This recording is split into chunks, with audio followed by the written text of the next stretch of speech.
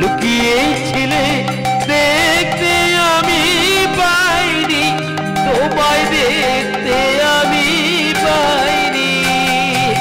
আমার সকল ভালোবাসায় সকল আঘাত সকল আশায়, আমার সকল ভালোবাসায় সকল আঘাত সকল আশায় তুমি ছিলে আমার কাছে, তুমি ছিলে। আমি তোমার কাছে যাইনি, আমার হিয়ার মাঝে লুকিয়েছিলে দেখতে আমি পাইনি, তোমায় দেখতে আমি পাইনি। আমার হিয়ার মাঝে লুকিয়েছিলে দেখতে আমি পাইনি, তোমায় দেখতে আমি পাইনি।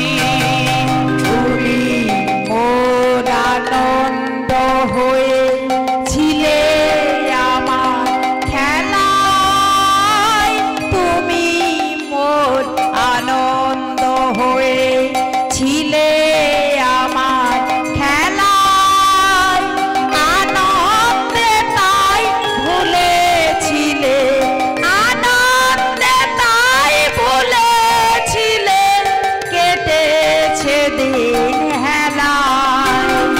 তুমি মোর আনন্দ হয়েছিলে আমার খেলায়, আনন্দে তাই ভুলেছিলে, কেটেছে দিন হেলায়।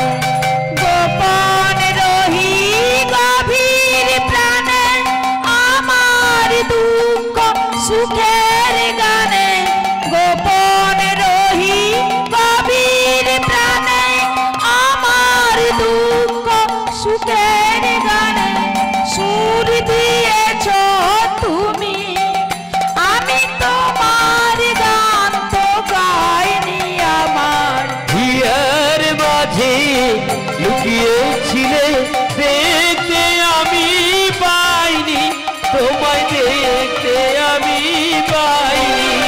আমার হিয়ার মাঝে লুকিয়েছিলে দেখতে আমি পাইনি, তোমায় দেখতে আমি পাইনি। আমি দেখতে তোমায় পাইনি, আমি দেখতে তোমায় পাইনি। হরিবোল হরিবোল। আমরা ভগবানকে দর্শন করার জন্য আমরা তীর্থে তীর্থে ঘুরে বেড়াই, আমরা মন্দিরে মন্দিরে ঘুরে বেড়াই ভগবানকে দর্শন করার জন্য। কিন্তু বলছে ভগবানকে দর্শন করার জন্য তীর্থে যেতে হবে না, মন্দিরে যেতে হবে না। তুমি যদি তুমি একবার তুমি তোমার হৃদয়ে মাঝে তুমি লক্ষ্য করো, তাহলে দেখবে যে তোমার হৃদয়ে মাঝে গোবিন্দ দাঁড়িয়ে আছে। হৃদয় গৌর প্রেমানন্দ। আজকে এমন সময় বিহারী লাল কি করলেন, আজকে নন্দ দুলালকে বলছে, নন্দ দুলাল, এই নন্দ দুলাল শোন শোন, তাহলে আমি কোন বৃন্দাবনে যাব? বলে হ্যাঁ রে, ভগবান বললেন যে আমি যাব লীলা বৃন্দাবনে, আর তুই যাবি চিন্ময় ভূমি বৃন্দাবনে। তাই দুজনের পথটা আলাদা, তাই তুই আমার সঙ্গে কোনোদিন যেতে পারবি না। তাই এমন সময় সেই নন্দ দুলালকে বলছে বিহারী, হ্যাঁ রে নন্দ দুলাল, এই যে তুই চলে যাবি, আর কি কোনোদিন তোর সাথে দেখা হবে না? বলছে হবে রে বন্ধু, আবার দেখা হবে। তবে কোন দিন জানিস? সেই দিন যখন তুই বিপদে পড়ি আমায় দীনবন্ধু বলে ডাকবি, সেই দিন তুই আমার দর্শন পাবি। এইবার দুইজনে চলে যাচ্ছে দুই পথে, একদিকে বিহারী লাল আর আরেক দিকে নন্দ দুলাল।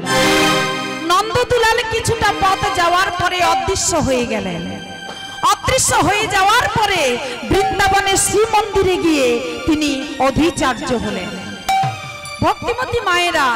আর এমন সময় বিহারীলাল চলেছি বৃন্দাবনে। বলে ওরে মন আর নয়, এবার চলে যাব বৃন্দাবন। কি আমার সঙ্গে সবাই যাবেন তো? হ্যাঁ গো, আমরা সবাই যাবো তোমার সাথে গো। কি মায়েরা যাবেন তো? রাধে রাধে। বলে বাড়ি যাওয়ার সময় হয়ে গেছে, আর এখন বৃন্দাবনে যাওয়ার কথা বলছি। আমরা বৃন্দাবনে বসে আছি বাবা, এটা হলো লীলা বৃন্দাবন। আর আমরা এখন যাব কোন বৃন্দাবনে? চিন্ময় ভূমি বৃন্দাবন। কি সবাই যাবেন তো? তাহলে চলুন আজকে আমরা সবাই মিলে চলে যাই বৃন্দাবন। করে চলে রে আমার মন, ওই দেখো মধুর বৃন্দাবন, ওই না যমুনার ধারে ধারে তোমালেরি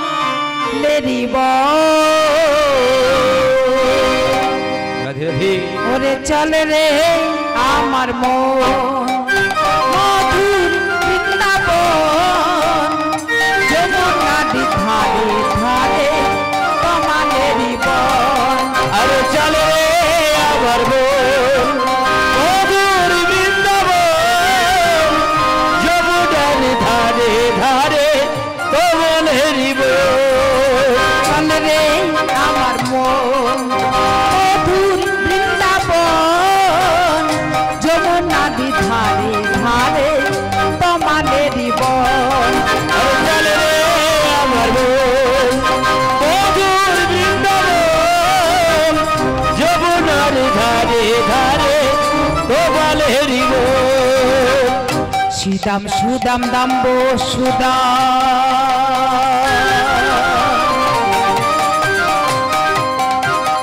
যত সখা গো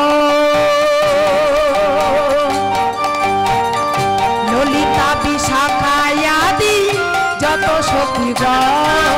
চলে রে আমার মন, মধুর বৃন্দাবন, যমুনার ধারে ধারে তোমালেরি বন। আরে চলে রে আমার মন, মধুর বৃন্দাবন, যমুনার ধারে ধারে তোমালেরি বন। রাখাল রাজা গোপাল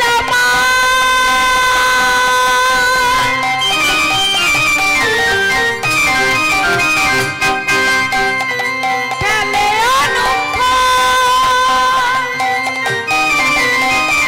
সুদাম সুদাম দাম্ব সুদাম, যত সখা গো। চলে রে আমার মন, মধুর বৃন্দাবন, যমুনার ধারে ধারে তোমালেরি বন। চলে রে আমার মন, মধুর বৃন্দাবন, যমুনার ধারে ধারে তোমালেরি বন। চলু রে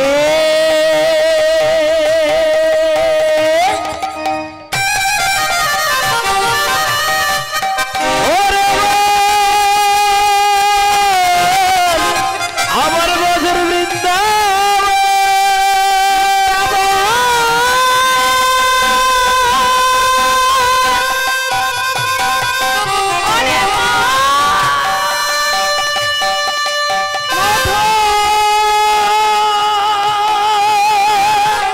ওই রে মধুর বৃন্দাবন। আরে চল রে আমার মন, মধুর বৃন্দাবন, যমুনার ধারে ধারে তোমালেরি বন। মধুর বৃন্দাবন, যমুনার ধারে ধারে তোমালেরি বন। হরিবোল হরিবোল। এইবার বিহারীলাল পৌঁছে গেল কোথায়? বৃন্দাবনের শ্রী মন্দিরে। পথ চলতে চলতে পৌঁছে গেল বৃন্দাবনের শ্রী মন্দিরে। আর বৃন্দাবনে যাওয়ার পথে তিনটি পথ আছে। যাওয়ার পথে তিনটি পথ, সেই ত্রিপথের মাঝখানে দাঁড়িয়ে বিহারীলাল চিন্তা করছে যে আমি কোন পথ দিয়ে বৃন্দাবনে যাব। তা যখন চিন্তা করছে আর চিন্তা করছে যে আমি কাউকে জিজ্ঞেস করব, এমন একজন পথিক পাচ্ছি না। কারণ দেখবেন বাবা, সঠিক পথের পথিক মেলে না, অন্য পথের পথিক অনেক পাওয়া যায়। কি বাবা, যাই তো? অসময়ের বন্ধু অনেক পাওয়া যাবে, কিন্তু সময়ের বন্ধু আপনি কাউকে পাবেন না। কি পাবেন? কি পাবেন না? ভক্তিমতী মায়েরা, সময়ের বন্ধু যারা হবে তারা আপনার কর্মে সদা সর্বদা আপনার কিসে উন্নতি হবে, আপনি কি ভালো পারবেন, কেমন করে আপনার ভালো হবে, পিছু থেকে আপনাকে সাহায্য করে যাবে। হয়তো হয়তো আপনাকে সাহায্য করতে গিয়ে সে নিজে দুর্বল হয়ে পড়েছে, নিজে পারছে না, নিজে সেই কর্মটা করতে পারছে না, কিন্তু কি করবে না, সেই কর্মটা যাতে অন্য কেউ যোগাতে পারে তার ব্যবস্থা করে দেবে। রাধে রাধে। কি বাবা, হয়তো এটাই হয়। কারণ দেখবেন স্কুলে মাস্টার মশাই ছাত্রকে যখন অ আ শেখায়, সেই মাস্টার মশাই কি উচ্চ মাধ্যমিক স্কুলে যে সমস্ত ছাত্র ছাত্রীরা পড়াশোনা করে, সেই অ আ শেখানো মাস্টার মশাই কি উচ্চ মাধ্যমিক স্কুলে ছাত্র ছাত্রীদের পড়াতে পারবে? কি বাবা, পারবে? পারবে না। তাই যেমন জায়গায় সে পৌঁছতে চায়, তাকে পেছনে যোগানোটাই হলো আপনার সময়ের বন্ধুর কর্তব্য। ভক্তিমতী মায়েরা, শোধনাধ্যায়ী বন্ধু যে হবে রে, সে সকলের ভালো চাইবে রে। আচ্ছা, কিন্তু দুর্ভাগ্য আবার হলো না। তোর কিসে দুর্ভাগ্য হয়ে গেছে? এই তোর দুর্ভাগ্য আবার কেন হলো? আমাদের কপালটাই খারাপ রে। কেন রে? জানিস তো? হ্যাঁ বল। সঙ্গের মতো সঙ্গী না পেলে না, হ্যাঁ, কোনোটাই ভালো লাগে না রে। ঠিক বলেছিস। তাই তো বলছি, অসময়ের বন্ধু অনেক পাওয়া যায়, কিন্তু সময়ের বন্ধু কাউকে পাওয়া যাবে না। ভক্তিমতী মায়েরা, ত্রিপথের মাঝখানে দাঁড়িয়ে বিহারীলাল চিন্তা করছে যে এই ত্রিপথের কোন পথ দিয়ে বৃন্দাবনে যাব। তেমন সময় হঠাৎ মনে পড়লো সেই দীনবন্ধুর কথা, আর সেই দীনবন্ধুকে স্মরণ করছে। দেখা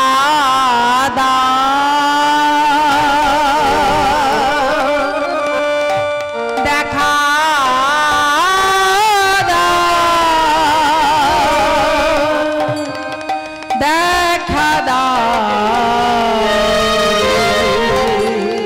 দেখা দেখা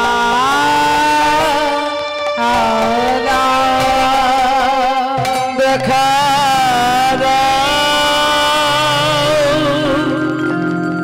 দেখা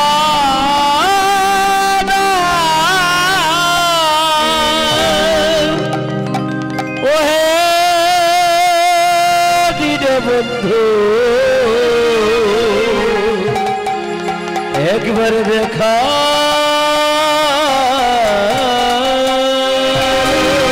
হরি বল, হরি বল। এইভাবে যখন দেখা দাও বলছে, ঠিক সেই সময় দীনবন্ধু এক বৃদ্ধ ব্রাহ্মণের বেশ ধারণ করে লাঠি ঠুকতে ঠুকতে ওই ছোট্ট বালকের কাছে এসে দাঁড়িয়েছে আর জিজ্ঞেস করছে, বালক, এই বালক, তুমি এখানে দাঁড়িয়ে কি করছো?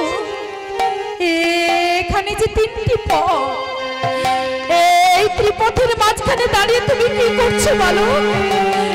এই ত্রিপথের মাঝখানে দাঁড়িয়ে তুমি কি করছো? বলো বলো বালক, তুমি আমায় বলো, এই ত্রিপথের মাঝখানে তুমি দাঁড়িয়ে কি করছো? এমন সময় ছোট্ট বালক বলছে, দাদু, ও দাদু, দেখো না দাদু, এই ত্রিপথের মাঝখানে আমি দাঁড়িয়ে আছি, আর আমি চিন্তা করছি যে আমি কোন পথ দিয়ে আমি বৃন্দাবনে যাব। বালক, এখানে যে তিনটি পথ তুমি দেখতে পাচ্ছ, এই তিনটি পথ হলো একটি বিশ্বাসের, আরেকটি ভক্তি এবং আরেকটি প্রেমের পথ। আচ্ছা বাবা, এই তিনটি পথ হলো বিশ্বাস, ভক্তি এবং প্রেম। তাহলে বাবা কোন পথ দিয়ে যাওয়া যাবে? কি বাবা, কোন পথ দিয়ে? হ্যাঁ, ভক্তির পথ দিয়ে। কি বাবা, কোন পথ দিয়ে? বিশ্বাসের পথ দিয়ে। হরি বল। ওই যে কথাই আছে না, বিশ্বাসে মিলাই বস্তু, তর্কে বহুদূর।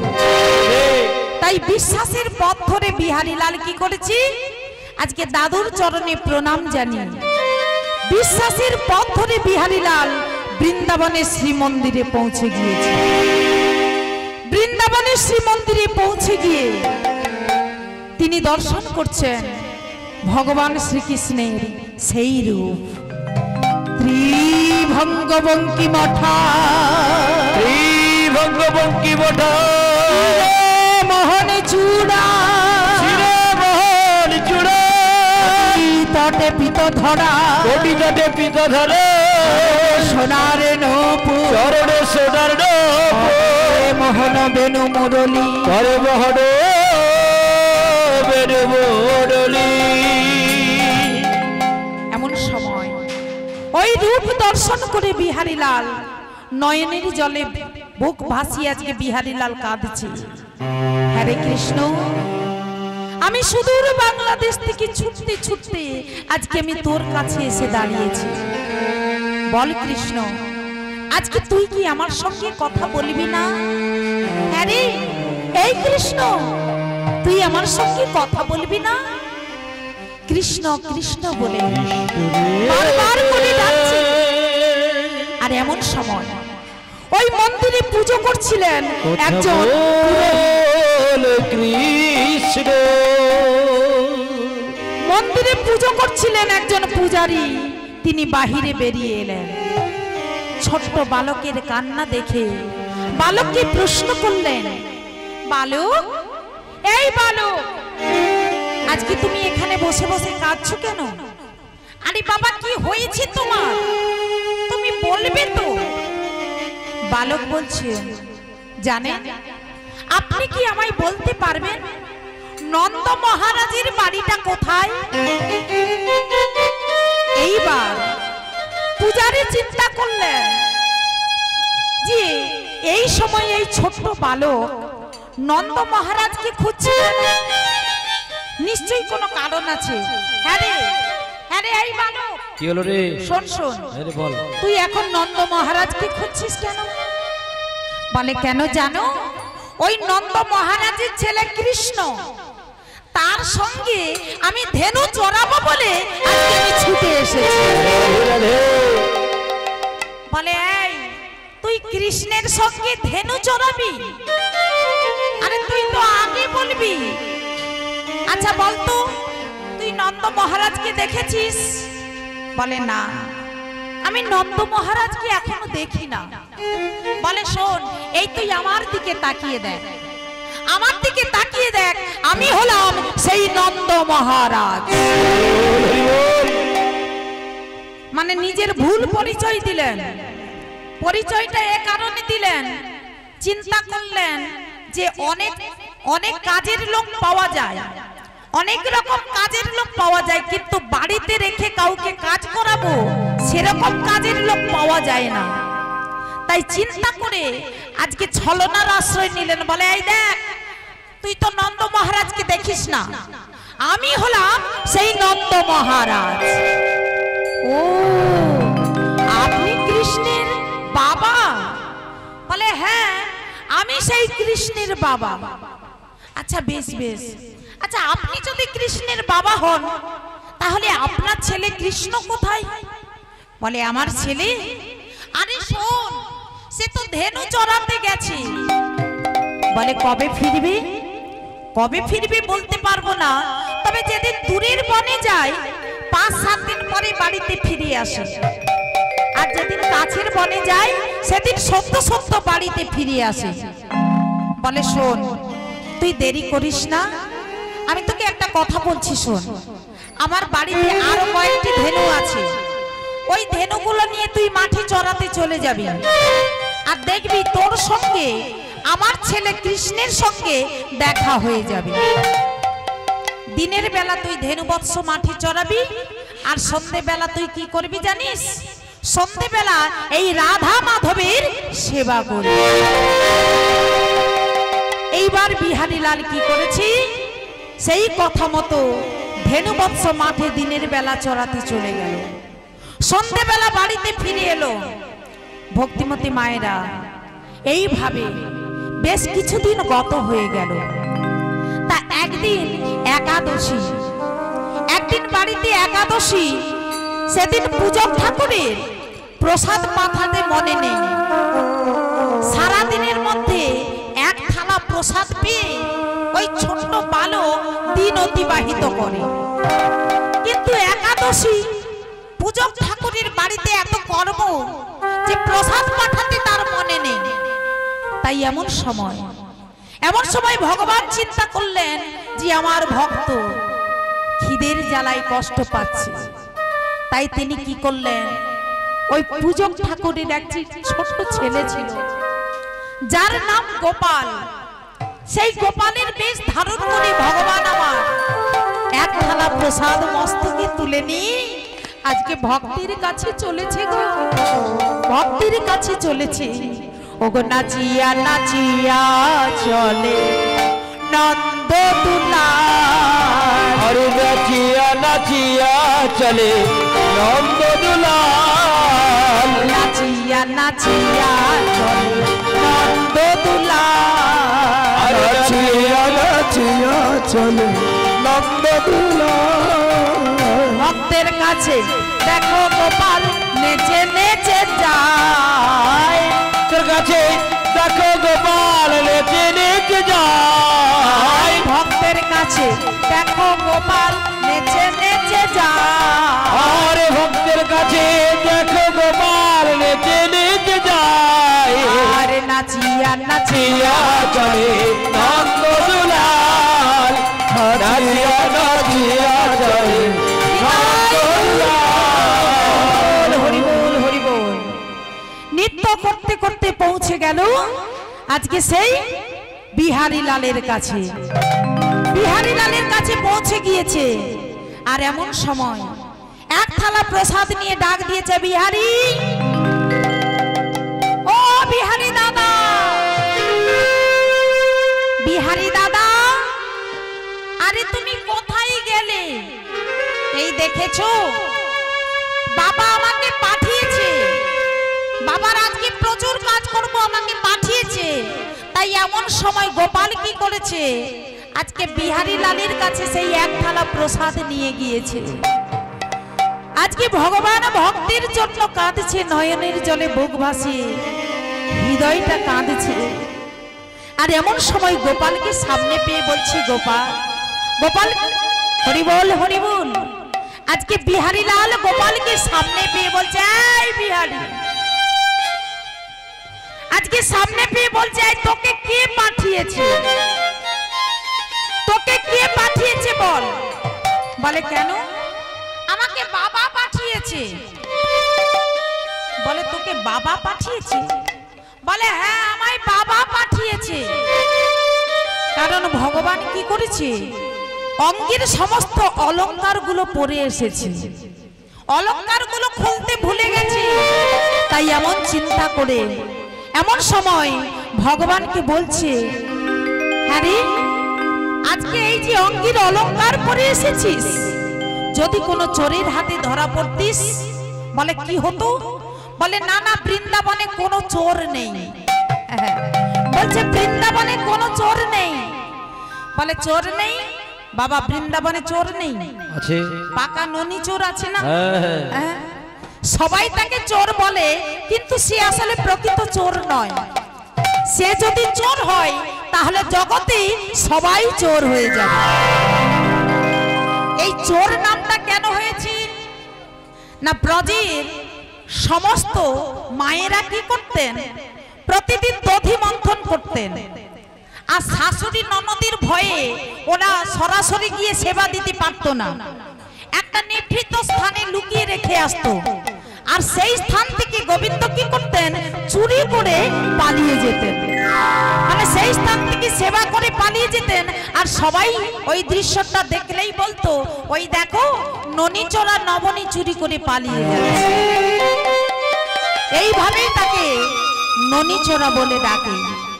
ভক্তিমতী মায়েরা আজকে এমন সময় বলছে, শোন বৃন্দাবনে চোর নেই, তুই তাড়াতাড়ি সেবা করে নে। বলে আমি একা সেবা করব না, আজকে দুজনে মিলে সেবা করব।